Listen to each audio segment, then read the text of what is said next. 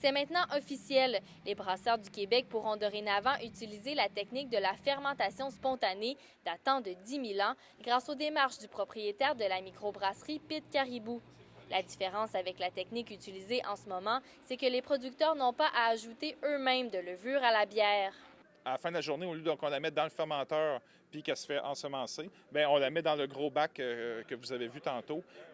Puis c'est l'air ambiante qui vient ensemencer avec sa flore bactérienne et levurienne qui vient ensemencer le produit. Plusieurs démarches ont été nécessaires avant d'arriver à la légalisation de ce procédé.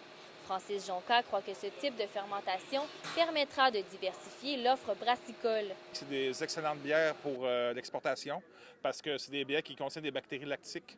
Fait que le pH descend super bas. Fait que c'est des bières qui résistent très bien à la chaleur, au voyagement et compagnie.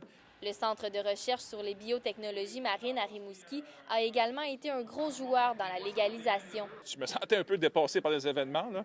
Fait que j'avais besoin de support là-dedans, puis c'est eux qui m'ont accompagné là-dedans, puis c'est un peu grâce à eux qu'aujourd'hui on peut crier victoire.